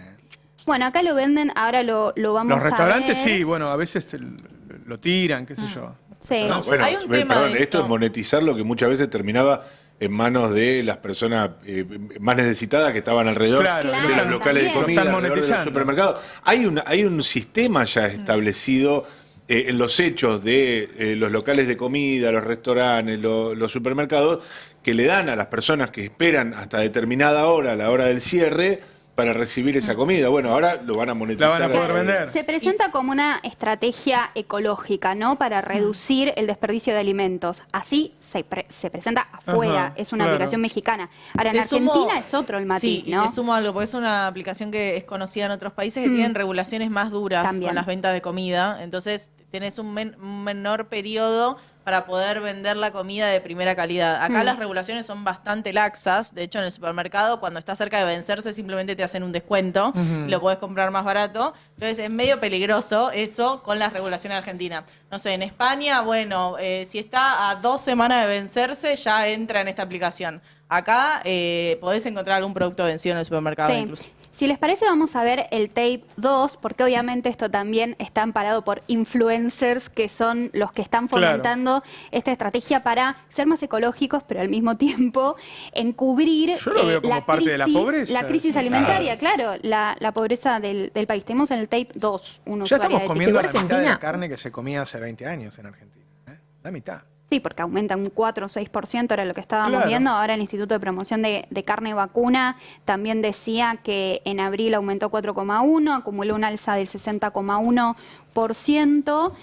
Tenemos el tape para ver bien de qué se trata la app. Una app para ahorrar más del Ahí está. 50% en comida, rescatando alimentos que están por vencer o que los van a tirar. Y yo dije, ¿qué? Lo tenía que probar y contarles si era real. Esto es Chief, y es una modalidad que se usa en muchos países del mundo y que no podía ser que no estuviera acá, porque en Argentina se desperdician 16 toneladas de alimento al año. Y no hay que ser un ecologista para darse cuenta de que eso no está nada bueno. Yo pagué por todo esto 7.500 pesos, cuando en realidad me hubiera costado el doble. Les muestro cómo se usa la app. Yo me hice un usuario gratis, entré a los lugares que me quedaban más cerca y pedí lo que más me interesaba. Podía elegir entre Bueno, ahí, panadería, para los que no lácteos o frutas y están verduras. viendo por YouTube, muestra una chica cómo agarra el celular, entra a la aplicación, vendiendo un poco también la idea y qué divertido que es. Vamos a comprar comida de segunda. Hacen cool comprar Claro. comida que está por vencer. Sí. Y Hacete sobras un par de también. tortas, porque compró 3 cosas de crema y 2 de Claro, leche. ahí muestra el dulce de leche. encima un Miren, no está vencido. Un perecedero, hacelo en el día. Yogur porque ya- y dulce de leche inclusive, pero bueno, como decíamos, esto puede ser una idea que en otro país tiene otra razón de ser. Acá tengamos en Producimos cuenta, alimento para 600 millones de personas claro, y somos pero además 50. la contracción es del 22% en ventas mayoristas, del 8% en supermercados. 22% es una locura. Claro, eso lo vimos en la nota de Nunca UG. vimos algo así. No, Nunca vimos algo así. Pero caracteriza bien la crisis, ¿no? Porque incluso lo que muestra la influencer es como, bueno, es una piba clase media profesional que está buscando alimentos a punto de vencerse con una aplicación. Digo, no todo el mundo va a acceder a eso. El tema es que a quienes le sacan esos alimentos, que igual sigo poniendo en duda si se pueden o no se pueden consumir, bueno, es justamente a toda la red más informal que estaba detrás de esos alimentos perecederos que igual se consumen en Argentina. Ahora, vos fíjate cómo esto, perdón, se presenta como algo cool, y déjame si puedo sumar algo, Agustina, porque justamente ayer nosotros entrevistamos a la tarde en Palo y Zanahoria a un director de la cadena Mostaza, ustedes la conocen, es esa cadena que le compite muy cercanamente a McDonald's, que es de capitales nacionales, y nos interesaba mucho saber cómo estaban percibiendo ellos si había cambios en los hábitos de consumo, si se había modificado el perfil del consumidor promedio. Todos tenemos incorporada la noción de que las comidas rápidas son lugares de consumo muy popular o lugares donde van los chicos, los adolescentes, salen del colegio, etcétera, etcétera. Yo no sé si tenemos... Es medio caro ahora eso. Bueno, pero vos fijate que sigue siendo en la comparativa con un restaurante. ¿Más barato que un restaurante? Por supuesto, sigue teniendo una distancia. Creo que tenemos el tape donde Pablo De Marco, el director de expansión de Mostaza, nos cuenta para mí algo que es, probablemente lo podíamos haber contemplado en algún momento, pero dicho en boca de un protagonista de un segmento donde tradicionalmente lo tenemos asociado al consumo popular, a mí me pareció muy impactante. El consumo se mantiene. Este es un nicho de mercado que es muy elástico y lo que pasa es que hay gente que quizá tenía un poder adquisitivo, que ese poder adquisitivo lo perdió o mermó y dejó de consumir en nuestros locales, y después había gente de otro poder adquisitivo que quizá en una salida hacía otro tipo de consumo, que era bastante más caro del que quizá hoy puede hacer, y ese público lo ganamos. Entonces se va suplantando, digamos, por una parte perdemos un porcentaje de público por poder adquisitivo, pero por otro lado ganamos. Entonces a nosotros la balanza se nos compensa. Ajá. Si no le entiendo mal, capaz que lo estoy brutalizando, pero empezaron a recibir más público ABC1, si se quiere. Sí, quizá público que en la salida estaba dispuesto a gastar o hacer otro tipo de consumo, por ejemplo, a un restaurante, claro. Y hoy no va a un restaurante y le parece atractiva la propuesta nuestra y es más económica que un restaurante, entonces hace el consumo en un local de nuestra marca. Entonces eso es lo que te quiero decir, que se va suplantando el consumo. Vos fíjate que qué impresionante si lo ves desde la otra perspectiva, ¿no? Por supuesto estamos hablando de un director de una gran compañía que lo presenta como algo virtuoso para su compañía y efectivamente en términos de es un canje simplemente de ganancia público. Gana lo mismo. Para ellos resulta igual. Para él es lo mismo. Claro. Si vos lo percibís socialmente, lo que estás hablando es personas que antes, trabajadores quizás, trabajadores informales que tenían un ingreso mínimo, les quedaba un resto muy escaso a fin de mes y tenían la oportunidad de hacer la salida semanal con sus hijos, iban al shopping y a pasear un rato y podían comer en alguno de estos locales de comida rápida. Ese consumo ahora ya se los priva a estas personas y en realidad empiezan a acudir los de segmentos ABC1. Es dramático. Se cayeron, es el famoso se cayeron. Claro. Se cayeron. Se reemplazó un escalón por el otro. Claro, pero eso es que te vas quedando sin clase media. Por una empresa mucho más grande también. Porque si uno piensa en los restaurantes, generalmente son pymes. Ah, claro, bueno. O sea, además el impacto que tiene. Sí, bueno, en términos de empresarios también. Sí, decía que la realidad es otra, ¿no? Porque hablaba de la pérdida de poder adquisitivo. Hoy el 9,4% de los hogares está vendiendo pertenencias para sostener el nivel de vida. Lo veíamos también en la nota de ayer de Euge Rodríguez. Y tenemos un tape más para ver cómo funciona esta app, que es un poco un signo de la crisis, ¿no? Pasada rescaté una bolsa que era de lácteos y me vino una horma de queso que encima te lo entregan con el valor real, entonces vos podés ver cuánto estás ahorrando. Lo que tenés acá en la aplicación son todos los locales que hay cercanos. Acá me detecta como mi ubicación actual, pero lo que hago yo generalmente es poner el mapa, te muestra por la zona. Cada uno de estos pins es como una bolsita que sale, en este caso 5.000 pesos, 7.500 pesos. Y es medio que no entienden, lo que te preguntan es, pero ¿estás comiendo vencido? ¿Te compras vencido? Y en realidad no, o sea, te están dando lo que está próximo a vencer, entonces tenés ahí un changüí para consumirlo y te lo... Estamos viendo una entrevista de TN donde decían, bueno, en realidad no es tan malo lo que estoy consumiendo en algún punto. Mirá, vos sabés, yo vendí alimentos muchos años. El óptimo es cuando acaba de ser envasado. Cuando va pasando el tiempo, el deterioro es constante. El conservante va perdiendo el poder. Ya de por sí uno no debería consumir conservantes, pero bueno, los consumimos. Y entonces todo el tiempo, desde que fue envasado hasta el último día, va perdiendo calidad y por lo tanto va haciéndose un poquito más peligroso el alimento. Cuando falta una semana es lo mismo. Si falta una semana o ya pasó, ya es un producto que tiene mucho tiempo de envasado. Y ahí, así que no debería todo consumirse. Lácteos, sobre todo productos que son muy perecederos. Vos vas en Europa, todos los lácteos se entregan todos los días. todos los lácteos nosotros comemos cosas que tienen una semana. Hay un montón de cosas que deberían consumirse en el día y las consumimos. Bueno, eso es un nivel de conservante. Primero le quita el gusto. Da a comer algunas mozarelas a Italia, que yo, sabes lo que es la manteca en España, el jamón, el queso, tiene otro gusto. Los conservantes que utilizamos nosotros son malos, son cancerígenos en muchos casos, y además la comida se va deteriorando. Es decir, comerlo cuando falta una semana o comerlo una semana después es malo, es lo mismo. Y hay algo más que me parece que hay que estamos poner hablando en el Estamos ojo. hablando de comer en mal estado en Argentina. Pero de fondo estamos hablando de Milei, de las políticas de Milei, porque a esta altura del partido ya es una lectura expandida y hay un consenso de que el neoliberalismo no son solamente políticas económicas, que el neoliberalismo es una forma de la organización de las relaciones entre las personas y las personas con el capital, que lo que hace es mercantilizar aspectos de la vida que antes no estaban al alcance del mercado. Y acá lo que está haciendo es poniéndole un precio a la basura. Digo, exagerando un poco, pero no, conceptualmente lo que estás haciendo es volviendo mercantilizable la basura, lo que antes no tenía valor. Y eso lo retira de otros circuitos que, como decíamos, son los circuitos donde la gente que no tiene acceso a una guita para comprarse la comida era donde iba a buscarlos. Entonces terminás dándole más ganancias a los dueños de estas empresas, que ya no tiran eso, sino que lo venden al intermediario, y terminás perjudicando a los que menos tienen. Y además con esto de la desregulación que decía también Cande, ¿no? Si te cae mal, vas a comprar un medicamento que ya no va a tener todos los controles de la ANMAT porque encima están desregulando estamos el todos en mercado de peligro. medicamentos. Estamos todos en peligro, por eso es una locura. Bueno, pero perdón, hasta hace poco no estaba también esta idea de cerrar los contenedores de basura para que no pudieran acceder los cartoneros, cerrar los cajeros automáticos para que la gente todo no lo pudiera que es de dormir. regulación, yo estaba viendo, hay un montón de países en donde los influencers no pueden hacer cualquier cosa. Acá el otro día un médico importante, me decía que viene alguien a atenderse y él le dice, tenés esto, tenés que tomar tal cosa, y dice, no, si el influencer tal dice que eso no se usa. Hay gente, que son influencers, tienen 100.000 seguidores y le dicen a la gente qué tomar si le sube la presión o si le duele el estómago. Y esa gente después pone en duda, con un buen médico, donde está sentado, donde el tipo te da el diploma y qué sé yo, y dice, no, porque el influencer me dijo esto.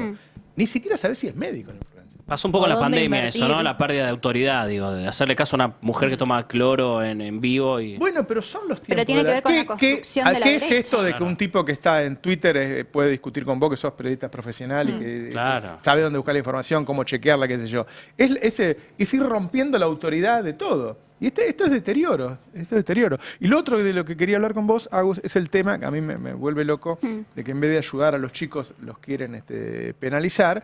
Y se ha generado la situación de que todos los que afanan son pibes. Y a mí me parece que el nivel de delito a los menores de 16 años es casi inexistente. Sí, ahora vamos a ver las estadísticas, pero esto tiene que ver, es el caballito de batalla de todas las fuerzas de derecha, justamente cuando llega la etapa electoral. Pero acá el tema es que Milei corre más la cancha, porque nos quiere llevar a ser El Salvador en algún punto. Ahora vamos a repasar, pero el único país...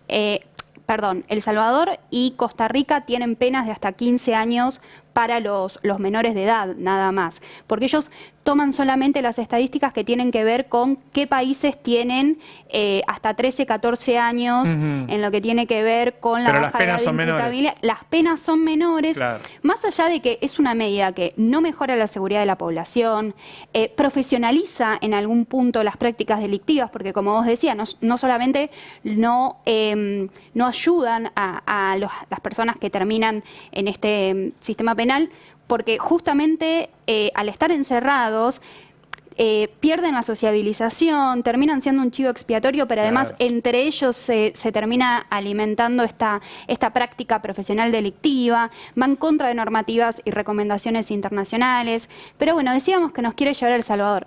Milei lo primero que dijo es que quería a los 10 años meter presos a pibes de 10 años. Vamos a repasar el tape 1 para hacer un poco de los deja de sin comida y después lo meten en cana. Y a los 10 años en cana. Por ejemplo, mandamos el proyecto de baja de imputabilidad a 13 años, ¿no? Exactamente. Y la verdad, digamos que cuando empezamos a mirar los números, la verdad que a mí lo podríamos llevar a 10, porque hay países en el mundo que está en 10. A 10 años. Si fuese por usted, ¿lo llevaría a 10? Delito de adulto, pena de adulto. Aunque tengan 10 años. Bueno, en Inglaterra son 10 años, en Suiza son 10 años, así que digo, ¿por qué no? Ahí está lo que decíamos. Bueno, en Inglaterra, en Suiza.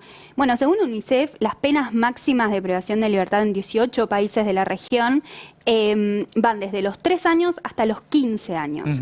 Brasil, por ejemplo, va desde los 3 años y El Salvador y Costa Rica, como decíamos, delitos graves llegan a 15 años de pena en un promedio de 9 años más o menos. Ayer fue que se consiguió el dictamen. A un chico así en una cárcel común con delincuentes.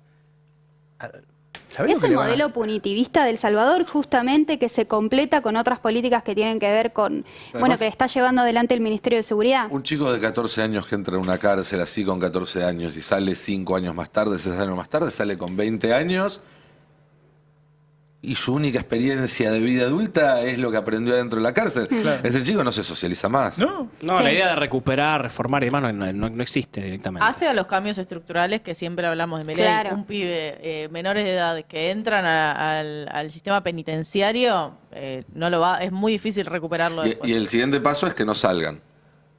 Porque la verdad es esa, la verdad es que hoy se hablan de delitos que pueden tener 8, 9, 10 años. Habla de un adulto Pero- de 10 años. O sea, Pero después van a pedir que no salgan. Pena perpetua, que se pase toda la vida en la cárcel. conceptualmente es anticonstitucional y va en contra también de tratados internacionales. En este caso, el dictamen que tuvo, el proyecto que tuvo dictamen ayer del oficialismo, pero acompañado también por el PRO, la UCR, un sector de Encuentro Federal, Democracia para Siempre, Innovación Federal y la Coalición Cívica, establece penas de 0 a 3 años, pero sin prisión efectiva, otros de 3 a 10 en los que cada juez lo evalúa, y, como decíamos, por último, los 15 años. Ahora, ¿en qué se basan, no? ¿En qué estadísticas se están basando?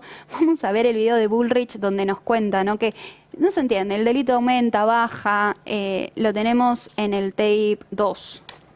¿Qué pensás sobre la baja de la edad para la imputabilidad en la Argentina? Bueno, fundamental. También presentamos un proyecto, el Ejecutivo, lo hicimos junto con el Ministerio de Justicia, firmado por el Presidente de la Nación.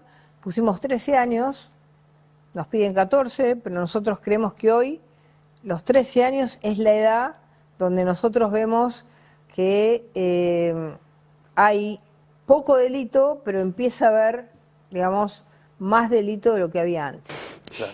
Hay poco También delito, esta pero ley empieza a tiene haber más una delito de lo cosa que muy había importante, que antes. es que La persona que lo entrevista es Daniel Parisini, alias El Gordo Dan. Sí, Para también. sumarle... Bueno, estas son las estadísticas en lo que se basa el gobierno para llevar adelante una medida así de punitivista. Yo te sumo Tenemos algo de lo que también dijo a junio- Nico recién. Sí. Nico Lantos hablaba de después de endurecer las penas. El gobierno quiere hacer crecer las penas que están ahora en el Código Penal. O sea, hay una idea. Cuando ellos el año pasado decían vamos a cambiar la figura de femicidio y demás, en ese paquete, además de eso, estaba subir todas las penas. O sea, el que tiene, no sé, 10 años subirla a 25, el que tiene 20 subirla a perpetua y demás. Digo, ese proyecto el gobierno lo tiene. Digo, Por ejemplo, la estafa de criptomoneda también. eso va a ser un problema. ¿Cómo te gusta? Por Qué ahora quilombo. los Sí. adolescentes no pueden tener perpetua, por ahora, digo. Claro. Pero bueno, la Es edad el iba paso de 10, siguiente. 13, finalmente tuvieron que consensuar y llegaron a 14 años, pero Cunio también explicaba cuáles eran las estadísticas tremendas que tenía, sin dar números, yo ahora les voy a dar los números, pero veamos primero lo que decía Cunio Libarona en el tape 3. Bueno, ahí Hice estaban una celebrando. estadística tremenda de la cantidad de delitos que cometieron chicos de 13. Enorme cantidad. En este momento es el último adiós a Kim. La Y ahí nena de vemos 7 también años cómo asesinada empiezan por dos delincuentes menores de a edad. sumar Por eso me noticias empiezan a sobre escuchar casos en el aislados de, Claro. sobre todo casos resonantes, porque lo que buscan en esta construcción discursiva también es ir por ahí. Lo hizo siempre, como decíamos, la derecha. Ahora, las estadísticas son otras. No sé cuáles serán las que tiene Cunio, porque lo único que sé es que son tremendas, Claro. y me quedo con eso. Pero según el CELS, en todo el país solo 226 pibes y pibas entre 16 y 17 años están detenidos por delitos contra las personas, y solo el 0,5 de las condenas fueron para menores de edad, y el Comité Nacional para la Prevención de la Tortura también suma más datos en este sentido.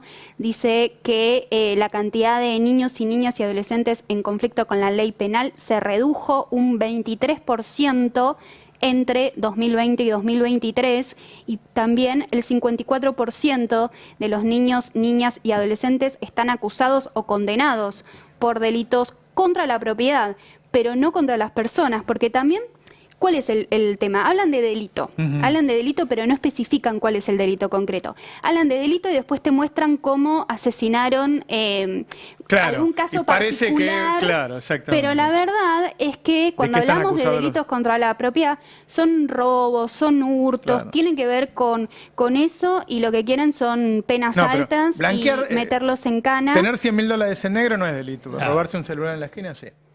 Esos son los delitos. Claro. Che, Bueno. ahí voy, vamos a ¿terminaste? Perdón. Sí. Ya voy con lo del Papa, que ya se están reuniendo, pero acabo de ver una nota en el Destape, que son, como se está por dar el índice de inflación, publicó Focus Market, una consultora, algunos de los aumentos del mes pasado. Fíjense ustedes si estos son aumentos que tienen que ver con la inflación baja. Empecemos de abajo para arriba. Pastas secas subieron en abril un 3,20%, suavizantes 3,30%, leche 4, pastas frescas 4, mayonesa 5, chocolate 5, otro tipo de chocolates 8, premezclas 8, huevos 19%. Digo, estos no son aumentos de una inflación baja.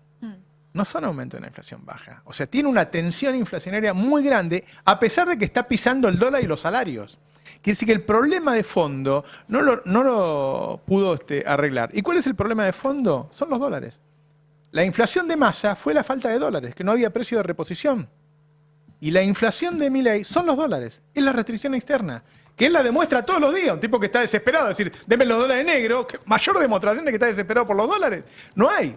Entonces la inflación sigue vivita y coleando. Están reventándose el país para bajar la inflación y no la están bajando. Y ahora sí, ¿están reunidos los cardenales ya? Ya a las 11:30, como dijimos, sonaron las campanadas en Santa Marta, ingresaron a la Capilla Sixtina. Ahí estamos viendo los rezos previos a que se cierre el ¿Es en la Capilla Sixtina que se reúnen? Sixtina, No me tienen parecía lugar tan el grande. cónclave. Mira vos. Y después, obviamente, en Santa Marta, en la residencia de Santa Marta, cada uno de los cardenales tiene sus habitaciones. Ahí es donde pasan el resto de la jornada cuando no están dentro de la Capilla Sixtina, que es el lugar que estamos viendo ahí. Qué lindo para estar ahí, ¿no? Las imágenes, es impresionante. Yo tuve la fortuna, gracias a un conocido en común con Francisco en su momento, que en un viaje me permitieron entrar al Museo Vaticano una hora antes de que abra al público. Entonces hice todo el recorrido antes de la gente. Estuve solo en la Capilla Sixtina, es una cosa. En el Vaticano siempre hay mucha gente.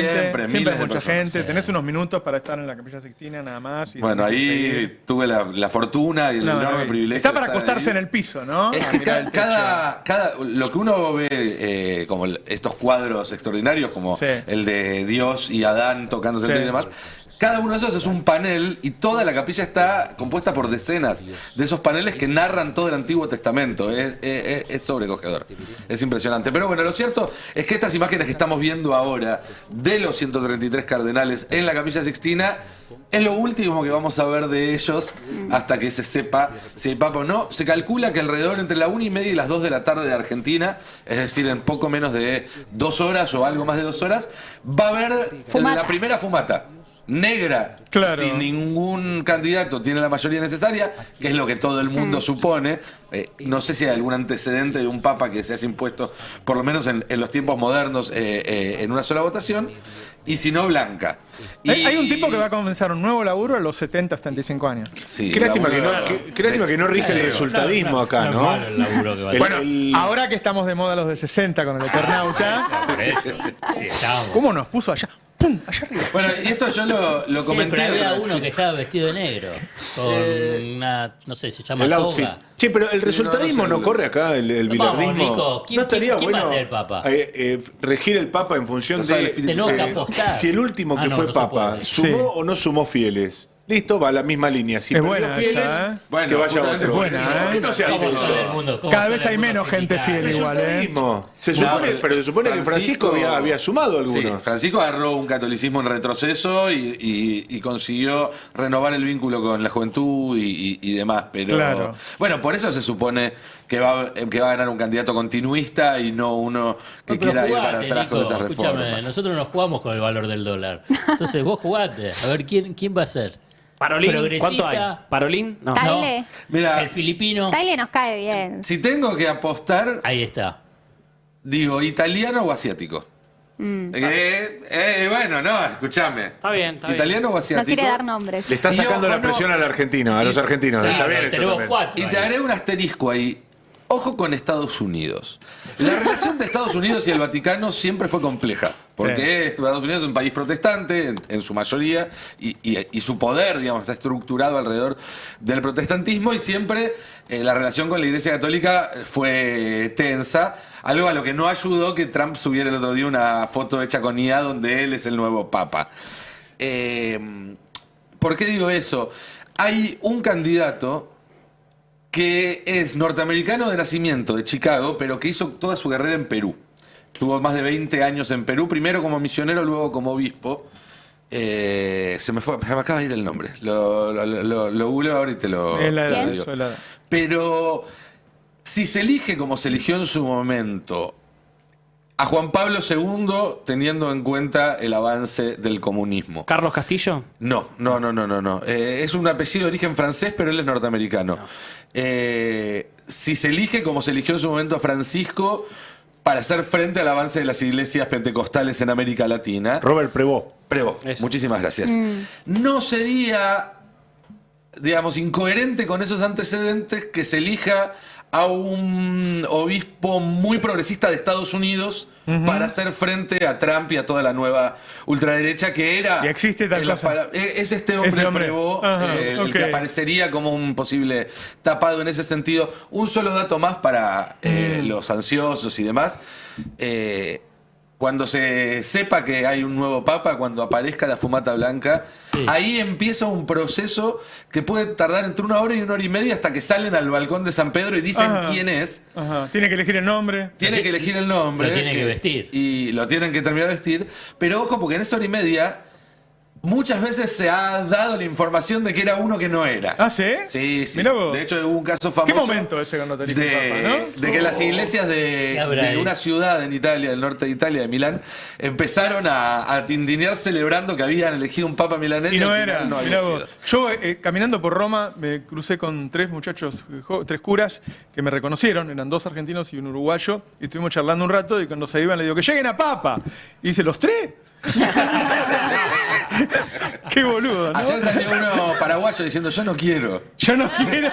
Fueron de la prensa de Paraguay a preguntar, ¿podría ser el primer papa paraguayo? Y dijo, no, eso para la gente que le interesa el poder. No quiero, es mucho laburo. No debe ser buen laburo, claro. Encima te quedás ahí y no volvés más, ¿viste? Yo quiero volver acá, comerme choripán, qué sé yo. No sé, no todo el mundo quiere ser papa. Para la gente que tiene esas Yo aspiraciones no quiero ser políticas, yo, sí. mirá que voy a querer ser papa.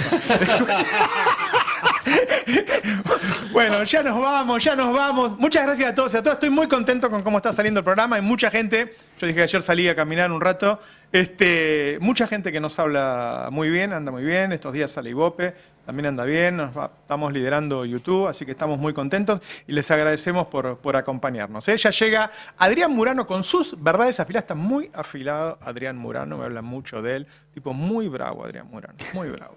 Muchas gracias. Abrazo a todos y a todas. En cada historia, en cada noticia, estamos ahí para contártelo. El Destape 1070, radio y punto.